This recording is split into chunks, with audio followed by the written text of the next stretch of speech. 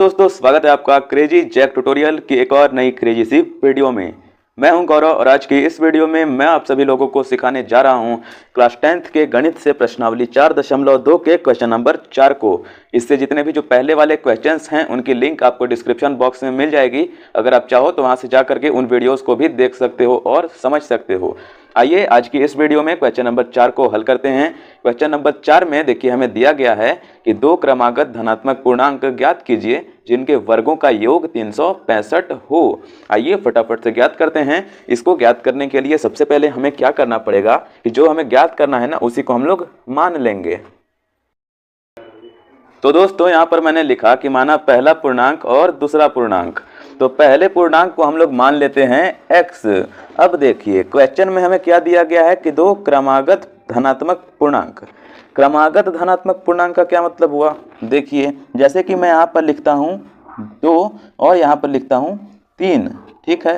तो 2 तो हमारा हो गया और 3 को हम लोग इस प्रकार से लिखेंगे 2 + 1, यह भी तो 3 ही होगा, है कि नहीं। तो इसीलिए हम लोग क्या लिखेंगे, पहला पूर्णांक जबकि हम लोग x मान लिया तो दूसरा पूर्णांक क्या हो जाएगा हमारा x और प्लस में 1। समझ गए आप सभी।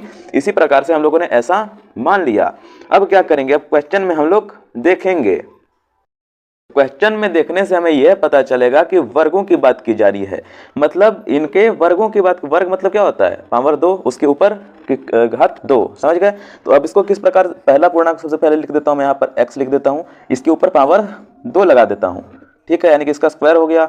और यहाँ पर क्या लिखेगा दोस्तों, देखिए यहाँ पर है योग, जिनके वर्गों का योग। योग मतलब कि प्लस का निशान लगा देंगे। और दूसरा क्या है x + 1, तो इसको ब्रैकेट में लिखेंगे x + 1 और इसका भी क्या कर देंगे, स्क्वायर कर देंगे।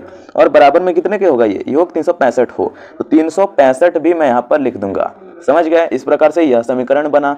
अभी आप सभी इसके बीच में देखिए, ये जो x + 1 का होल स्क्वायर है, क्या आपको यह किसी फॉर्मूले के रूप में दिख रहा है? मुझे तो दिख रहा है। देखिए इसका फॉर्मूला क्या होगा, ये कुछ इस प्रकार के रूप में है कि इस रूप में है a + b के होल स्क्वायर के रूप में है।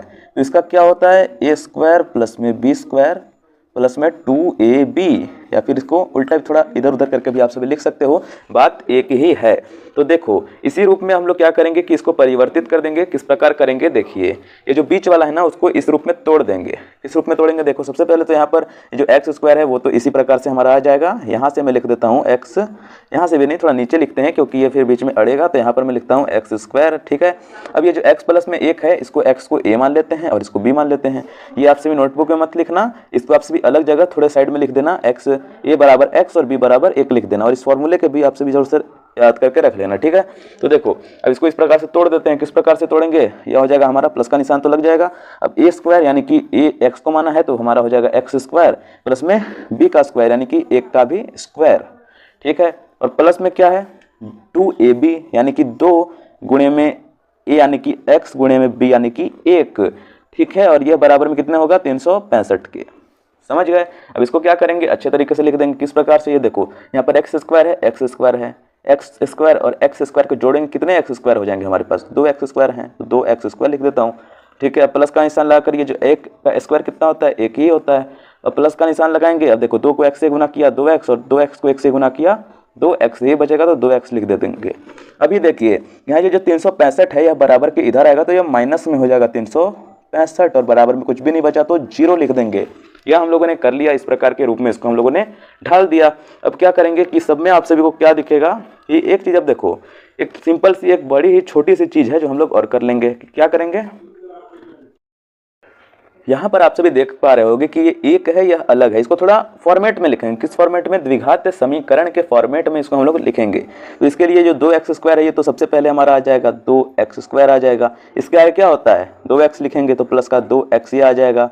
और देखो ये है हमारा क्या, प्लस का 1 है और इधर क्या है 365 है। तो ये देखो ये 1 है, 1 और 365 को घटाएंगे कितना अंतर हो जाएगा, माइनस में लगेगा कितना 364, एक घट गया उसमें से, सॉरी यहाँ पर 364 होता है, सॉरी। ये देखिए दोस्तों 364 और बराबर में लिख देंगे हम लोग 0। यह लिखने के बाद यह कुछ इस रूप में आ गया। अब इस रूप को भी थोड़ा सा हम लोग परिवर्तित करेंगे। इस रूप को थोड़ा स्मॉल करेंगे। देखो बहुत बड़े बड़े अंक है, 2x², 2x, 364, तो इसको थोड़ा छोटा कर देते हैं। ठीक है, छोटा करने के लिए क्या करेंगे, सब में आपको 2 से सब में भाग लग जाएगा। देखो 2 इसमें भी हो जाएगा, इसमें भी हो जाएगा, 364 भी है तो ये भी 2 से चला जाएगा। तो क्या कर लेंगे, 2 को कॉमन ले लेंगे, ब्रैकेट लगा देंगे। अब देखो x² रह गया तो x² लिख देता हूँ, दो क्योंकि 2 कॉमन ले लिया ना, तो 2 गुणे में x², 2x², ये कंप्लीट हो गया। प्लस का देखो, प्लस का निशान लगा करके हम लोग देखो 2 तो पहले से ही है तो x लिख देंगे। अब देखो माइनस का निशान लगाएंगे और ये 364 कितने बार में जाएगा, भाग करके आप सभी देख सकते हो, ये जाएगा 182 बार में। ब्रैकेट क्लोज करके बराबर में 0 कर देते हैं। अब देखिए अब क्या करेंगे कि ये जो ब्रैकेट के अंदर वाला है ना, इसको सिर्फ लेंगे, ये 2 को छोड़ दो, सिर्फ ये जो अंदर वाला इसको ले लेंगे। ये क्या हो जाएगा, x² प्लस में x माइनस 182 बराबर 0। इतने को ले लिया, ये 2 खत्म हो गया। ठीक है, अब क्या करेंगे कि अब इससे गुणनखंड करेंगे। गुणनखंड करने के लिए ये जो 182 है इसका आप गुणनखंड इधर वो वाला गुणनखंड करके देख सकते हो। ठीक है, मैं आपको डायरेक्टली यहाँ पर समझा दे रहा हूँ। ये जो शुरुआत का जो x² है ये तो एज इट इज आ जाएगा। अब देखो क्या होता है कि जो पहले वाले पद की बगल की संख्या होती है उसको आखिर से गुना किया जाता है और बीच वाले को ऐसे 2 और संख्याओं में तोड़ा जाता है कि अगर उन दोनों का आपस में गुना किया जाए तो ये जो 182 है ना यह आ जाए और बीच का ये जो x है तो यह भी आ जाए। समझ गए, इस प्रकार करेंगे। देखो इसके बगल में कुछ भी नहीं है इसीलिए हम लोग 1 मान लेते हैं। 1 को 182 से गुना किया तो 182 आ गया। ठीक है, 1 को 182 से गुना करने पर 182 आ गया। अब देखो ये जो 182 है ना, इसको हम लोग इस प्रकार इसी को लेकर के ये जो बीच वाला x है इसको हम लोग ऐसे 2 रूपों में तोड़ेंगे कि उन दोनों को जब घटाया जाए तो x आ जाए और उन दोनों को गुणा किया जाए तो 182 आ जाए। समझ गए, वो कैसे रूप हो जाएंगे, देखो प्लस का निशान लगा देता हूँ 14 और इसके साथ x लग जाएगा और माइनस का निशान लगा के 13x कर देता हूँ। ठीक है, 13x कर दिया और माइनस में 182 लिख देता हूँ और बराबर में 0 कर देता हूँ। अब आप कहोगे सर ये आपने क्या किया, ये कहाँ से ले लिया। जब आप सभी 182 या गुणनखंड करोगे तो उसको तोड़ने पर इस प्रकार के 2 आपको मिल जाएंगे। मतलब 14 गुने में 13 करोगे तो 182 मिल जाएगा, 14 गुने में -13 करोगे तो -182 मिल जाएगा और 14 - 13 एक x होता है, एक छुपा हुआ हो सकता है तो x भी हम लोगों को मिल गया। इसीलिए हम लोगों ने इसको कुछ इस प्रकार से लिखा। पेज को मैं थोड़ा ऊपर कर देता हूँ। अब देखिए, अब इससे हम लोग क्या करेंगे, इससे कॉमन लेंगे। इससे कॉमन किस प्रकार लेंगे, सबसे पहले तो ये जो x है x को एक कॉमन ले लेता हूँ मैं। शुरुआत के 2 पदों में से कॉमन लेंगे। x में मैंने कॉमन ले लिया, ब्रैकेट लगा करके देख लो। एक x मैंने लिख लिया, x² है तो एक x बचा, इसको यहाँ लिख देंगे। x को x से गुना करने पर x² हो जाता है, यह कंप्लीट हो गया। प्लस का निशान लगाएंगे और यहाँ पर क्या करेंगे, 14 को लिख देंगे तो x गुने में 14, 14x, यह भी कंप्लीट हो गया। अब देखिए अब क्या करेंगे हम लोग कि इधर हम लोग ले लेते हैं कॉमन किसको, माइनस के 13 को कॉमन ले लेते हैं। ये कितना बच जाएगा, x बच जाएगा हमारा -13x, ये कंप्लीट हो गया।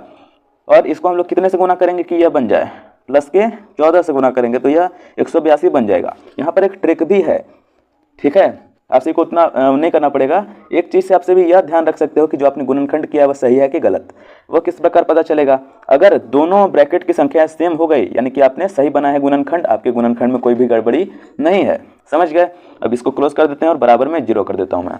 ठीक है, अब क्या करते हैं कि सिंपल सा इसका मूल ज्ञात कर देते हैं, यानी कि ब्रैकेट वाला उसको पहले लिख लेते हैं x प्लस में 14 और इसके आगे बराबर में 0 लगा देता हूँ। एक इधर देखा खींच लेते हैं और x और ये जो -13 है इसको भी लिख लेता हूँ और बराबर में 0। ब्रैकेट के अंदर वालों को सिर्फ एक ही बार लिखा जाएगा और बाहर वाला तो एक ही बार है तो इसको इस प्रकार से लिख देंगे। इसके बाद अब x का मान ज्ञात कर लेंगे, x का निशान लगाएंगे, बराबर कर देंगे। अब 14 बराबर के उधर जाएगा तो ये माइनस का 14 हो जाएगा। और देखो यहाँ पर ये जो x है, x बराबर में देखो -13 है, उधर जाएगा तो प्लस का 13 हो जाएगा। समझ गए। अब देखो दोस्तों इसी प्रकार से हम लोगों ने यह ज्ञात कर दिया। अब देखिए पहला पूर्णांक इसी में से हमारा क्या हो जाएगा, 14 -14 और दूसरा हो जाएगा 13। तो क्या हो जाएगा, पहला पूर्णांक, यहाँ पर मैं लिख भी देता हूँ पहला, पेज को थोड़ा मैं और ऊपर कर देता हूँ। पहला पूर्णांक मैंने लिखा, पहला पूर्णांक सॉरी ये यहाँ पर होता पहला पूर्णांक बराबर में -14 और दूसरा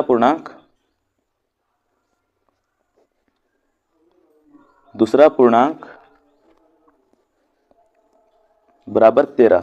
अब ये देखो क्वेश्चन में क्या कहा गया था कि धनात्मक पूर्णांक लिखना है, तो इसीलिए जो माइनस होगा ना ये माइनस नहीं होगा, ये होगा हमारा सिर्फ प्लस का 14 हो जाएगा। समझ गए, प्लस का 14 होगा ये।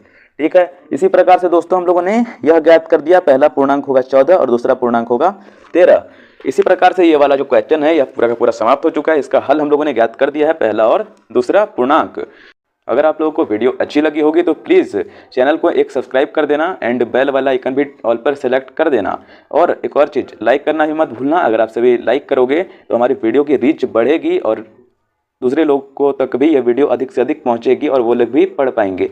इसीलिए लाइक करना, ऐसा ना हो कि कंपटीशन कम करने के चक्कर में आप सभी लाइक मत करो, कंपटीशन बढ़ाओ, क्योंकि कंपटीशन अधिक होता है तो ही मज़ा आता है। ठीक है, तो इसीलिए दोस्तों लाइक करना मत भूलना, लाइक कर देना एंड अपने जो आप सभी के सहपाठी होंगे, आपके क्लास के जो मित्र होंगे, उनके साथ भी इस वीडियो को शेयर कर देना। अब मिलते हैं अगली वाली वीडियो में अगले वाले क्वेश्चन के साथ। तब तक के लिए जय हिंद, वंदे मातरम।